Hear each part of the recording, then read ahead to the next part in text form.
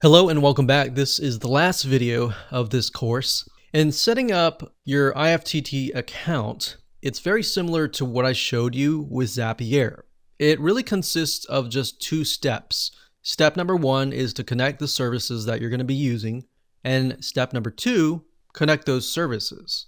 So let's start with, say, Pinterest. So when you log in, you can either use your Gmail account or your Google account or your Facebook account, or you can simply create a custom account. So under the search bar, you're going to type in something like Pinterest. Now, if you haven't connected it already, it's going to be under the services. So connections and services. So connections are basically the recipes, and the services are the actual platforms. So in this case, we have Pinterest, and what you want to do is you want to click connect, and it'll simply connect to your Pinterest account. So once you click that, you're going to see this screen. It's going to ask you to log in. You log into your Pinterest account, and you basically allow it and give it permissions to create boards, save pins for you, access your followers and your follows, access your public info. So this basically tells it, hey, you have permission to log into my Pinterest account and post content. So we're going to click OK. And there we go. So we have connected successfully to Pinterest. And all you need to do is simply connect to the same YouTube, Instagram, Facebook, Twitter, and blog. So you do the same. You go to, let's say, for example, Pinterest to Instagram. So we have Pinterest to Instagram, Pinterest to Twitter, Pinterest to Facebook, and Pinterest to blog. So you can go ahead and do these. Let's say we'll just connect to Pinterest to Twitter. So we'll type in Twitter up at the top here. So in other words, don't set up your recipes just yet. Just focus on the services. So we click services, we scroll down, and we can see Twitter, Buffer, and more. So we just want Twitter.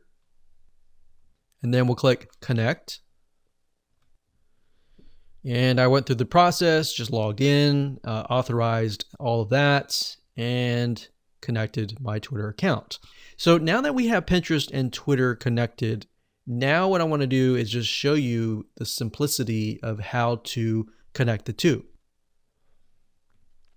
So now what we can do is if you go under your account, you click on My Services, you get this page. So remember, we only had date and time, email digest, Facebook pages, and now we have Pinterest and we have Twitter. So I'm going to click on Pinterest, and now we can create recipes. So we can see here it's a connect to Pinterest and post to Facebook pages. Let's scroll down a bit. So these essentially can be triggers and actions. Okay, so up at the top, when you click on your account, you will see an option to create. So when you click account, create, you're going to get this page. Now, the reason why it's called IFTTT is because it stands for if this, then that. So if we refer back to the analogy that I gave you with the bucket of water, I said, if I kick the bucket of water, which is this, if this, then the bucket of water spills over. So it's kind of like a cause and effect. So what we need to do here is if this, which is going to be Pinterest, we click this here and we look for Pinterest. So we're going to click this here. And you can see that there are two triggers. One trigger is you like a pin or new pin on your board. Now, bear in mind that new pin on your board is not going to post the previous content. So if you have content from a month ago, it's not going to post that onto Twitter. It's only going to post the content from here on out. Now, there's a little trick. If you want to post content that you posted last week, before you set up this automation, you can use something like you like a pin. So if you say you like a pin and then it gets posted to Twitter, you can then go back to the previous content and simply like those pins. And that will trigger to your Twitter account. So by this point, you would have to create 2 different recipes essentially. But by default, for the most of you, you're just going to do new pin on your board. So you're going to click this here, and then you would pick a board and you would click create trigger. So any board doesn't matter, or you can be specific and say that I only want anything that's posted to a very specific board to be posted to Twitter or to be posted to a specific site. Okay, so we set it up to say if we post to any board, then this is going to happen. So what's going to happen? So we click the plus sign on this, that, and then we simply choose the service. So remember, we go from Pinterest to Twitter. So we're going to select that here, and we can post a tweet. So remember, Pinterest, however, we are dealing with images. So you want to post a tweet with image. So we're going to select that here. And this is basically how it's going to appear as a tweet. So it says just pinned board. So the board is going to be the name of your board in Pinterest, the description of whatever you have pinned, and the pin URL. So you could even customize this by saying, hey, I just posted to the board, which is going to be the board. So you can say posted to the board. So if the board is called like painting, then you can say I just posted to the painting board. Check it out here. Now, bear in mind that you don't want to add too much, because if the description or the pin URL is long, remember the tweet text is very short. So you might want to just say, hey, just posted, and then maybe have it here. So how it was, by default, that might be the best way to do it.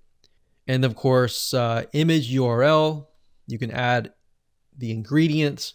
So basically these are things that you can add. So we have description, we have source URL, most likely will be source URL, and you'll create an action.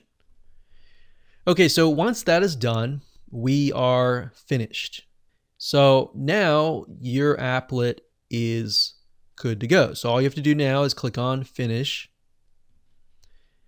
and that is it. So now we have finished from Pinterest to Twitter. So from this line here, actually this line here. So you might want to create a system and say, okay, anything that has been completed, I'm going to turn it into a specific color. And you want to make sure that color that you choose is something that you don't have at all already. So maybe a light gray color like that. So I can see it very vaguely, but not too dark. Maybe something like this. So we can see it, but we can see that it has been completed. So this is why we have the visual map, so we can refer back to it. So we can say, okay, we completed this. The next thing to do is create an applet for Pinterest to Facebook. Once we're done with that, we can simply turn that into gray, and we can see what's left. Pinterest to blog. Once we set that up, we can turn that to gray, and we can see what's left.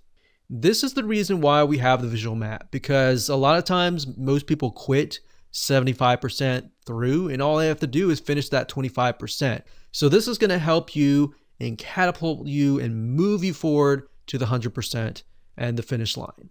So I hope you enjoyed this video course as much as I enjoyed teaching you, and make sure that you follow the steps step by step. And as you can see, this is the end result.